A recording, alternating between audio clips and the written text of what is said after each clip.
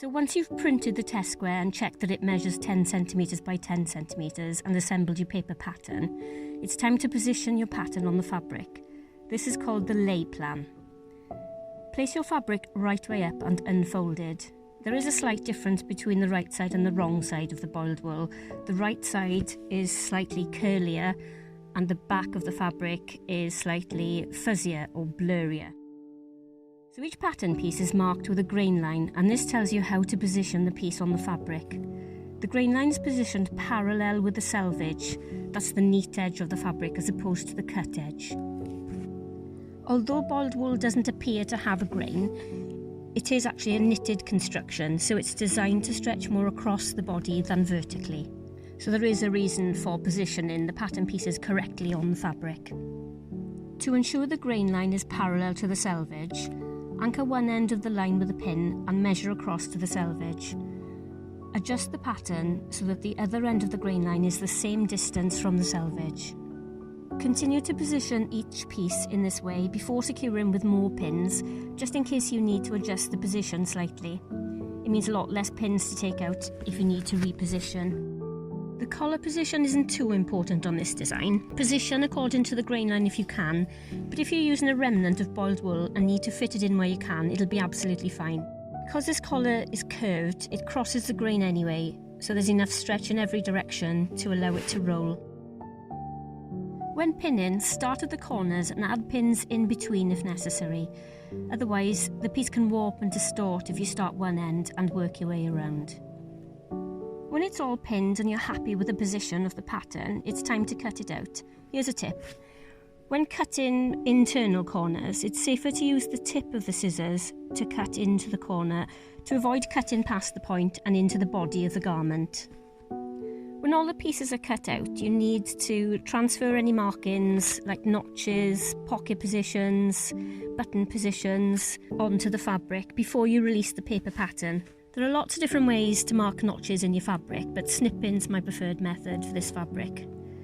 Because the fabric is fibrous, the chalk marks are not very accurate, and heat erasable pens don't really show up very well. And I never cut external triangles, as it's really difficult to do this precisely. Use the tip of the scissor blade to make a small cut about 3mm long. It really doesn't need to be any longer than this. Because the seam is clean, it's more accurate, and because we're trimming the seams down after stitching, they'll be discarded with a seam allowance anyway.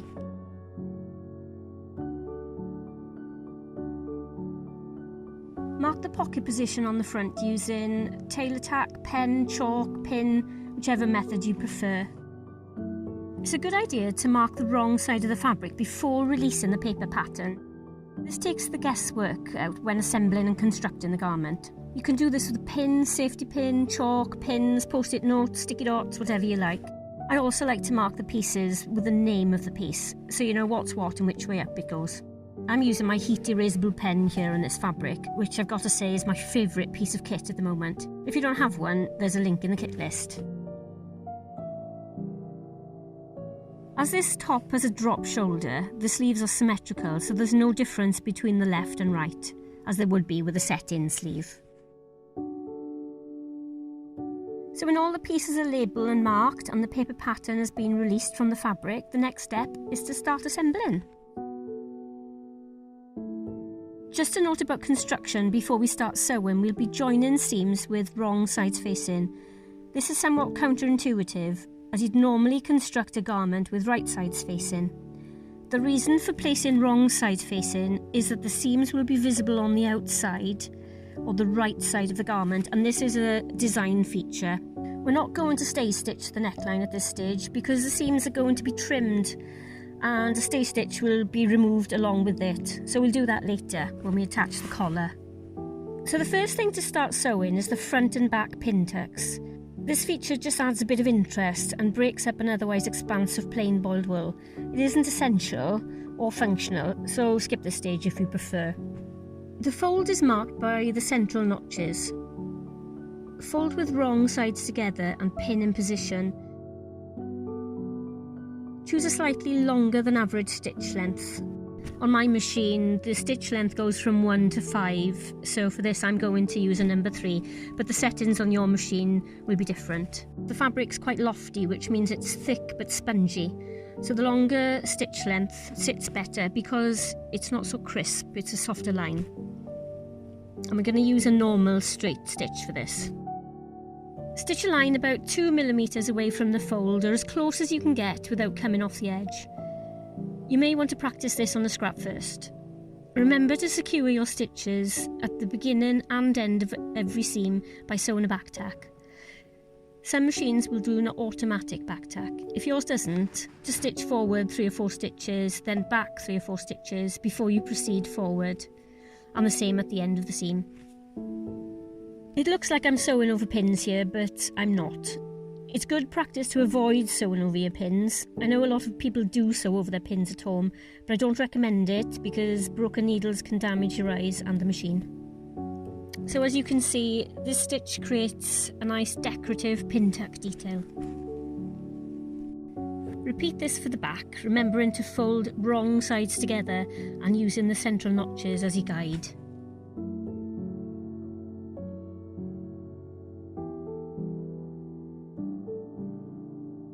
It's important when sewing stretch fabrics not to pull the fabric either from in front, behind or in both directions. Instead, just allow the feed dog to drive the fabric through the presser foot.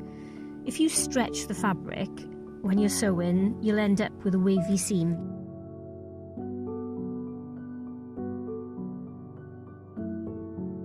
Okay, so the next step is to attach the pocket.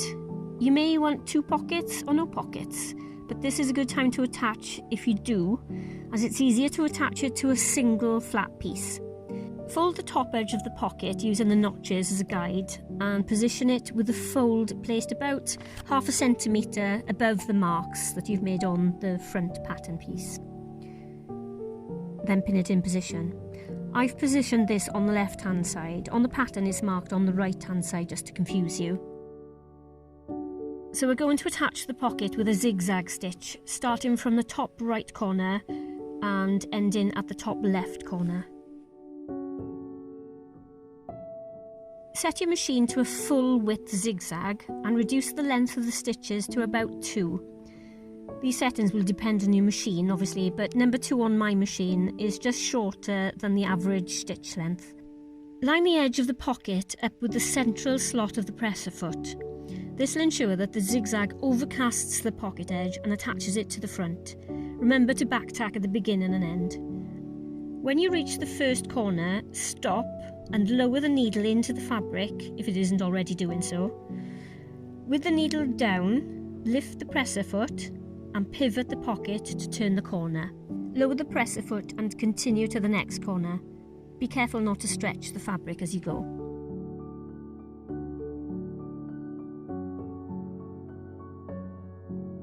When the pocket's attached, you'll see the zigzag stitches, but if you run your nail over the stitches to fluff up and agitate the fibres, it makes the stitches a lot less noticeable.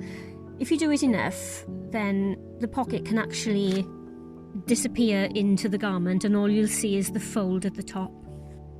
With the back and front prepared, you can now start constructing the garment. Place the front on top of the back with wrong sides facing each other. Pin the shoulders together, starting with the corners or with the seam allowance notches if you've put them on, and add extra pins if you feel you need them. Join the shoulder seams with a straight stitch with a stitch length of about 2.75 to 3, again depending on your machine. Don't rely solely on the pins when joining the seams. Every time you stop to remove a pin, check that the edges are still together. This could save you a lot of time unpicking. You'll notice that the seams are external, so these will be trimmed down to about 2 or 3 millimeters, creating a raised seam detail. Take your time trimming the seam back. If you do snip into your stitches, don't panic, just go over that part again. With the shoulder seams trimmed, we can attach the sleeves. As I mentioned before, the left and right sleeves are identical and symmetrical. There's no back and front armhole to them. Just be sure to join with the wrong sides together. Pin the corners and match the central notch to the shoulder seam. Again, join with 1.5 centimetre or 5/8 of an inch seam allowance, and remember to check edges are together between pins and back tack beginning and end. Trim the armhole seams as you did for the shoulders. Next, join the underarm and side seam in one run. It's easier to start sewing at the cuff and work your way through the armhole seam and down to the side vent, but it doesn't really matter if you start from the other end. Start by matching the underarm seams and pin, this time in the direction of the seam, at 1.5 centimetres seam allowance. Open the seam to check that the seams are aligned before proceeding to pin the cuff corners and the side vent corners. Add pins at the sleeve notches and more if you feel it necessary. The notches really are there to help you, so please don't ignore them.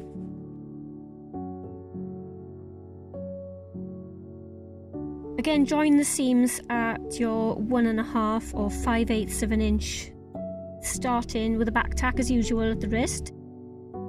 Continue sewing through the underarm seam and down the side seam. Stop stitching in line with the top of that side vent. And then trim the seam allowances down as before. Right, the top of the side vent is an area of weakness, as any stress on that opening can cause the seam to rip. To reinforce this area, stitch a bar tack across the top of the vent.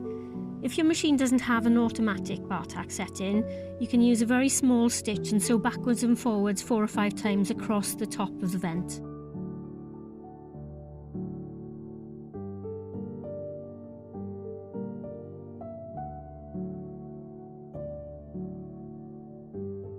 Nearly there now, so the next and last piece to attach is the collar.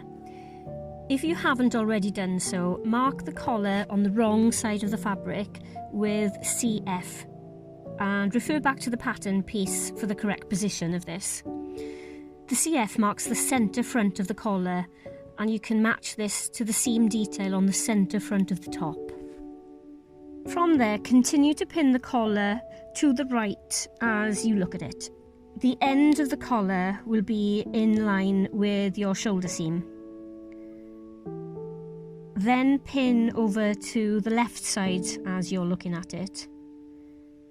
You'll notice some double notches. Now the double notches mark the back of the collar and the back of the neck. If the double notches of the collar don't match the double notches of the back neck, the collar piece is probably facing up the wrong way. Just unpin it, flip it over and start again. As a general rule, a double notch distinguishes the back from the front, be it an armhole, neckline or sleeve head, etc. You can push the collar inside now and continue to pin. You'll notice an overlap when you get to the end of 3 centimetres. There's a notch 3 centimetres in from the end which matches the shoulder seam. Pin the overlap in place. This creates a placket for attaching buttons or poppers if you want to add them.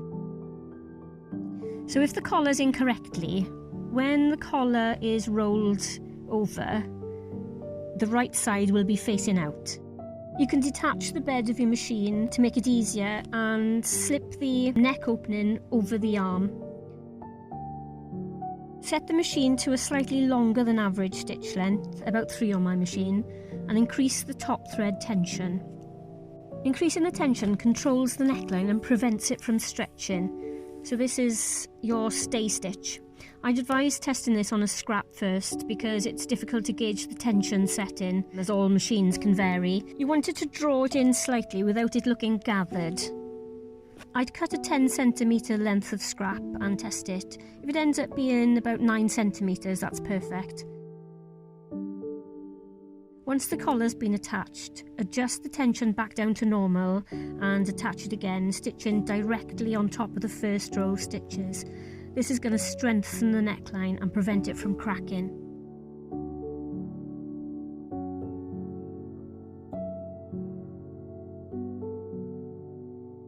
The neck fastening is optional, I'm using 10mm antique brass poppers here, but you can use anything up to 30mm, which is the maximum width of the overlap or the placket. There's a few ways to attach poppers. I decided to attach these with a decorative cross stitch on the reverse side. In hindsight, I think I would have used a contrasting thread and made more of a feature of it. Just check that your corresponding popper position marks are aligned with the first set. If they're not, you can reposition them at this stage. I'm going to use my iron to remove all the markings, and the top is done. Wear the collar buttoned up or undone, roll the sleeves, or wear extra long if you like. I hope you've enjoyed my free patterning tutorial. I'd love to hear from you if you've got any feedback, so you can email me at contact@thedressmakersguild.com.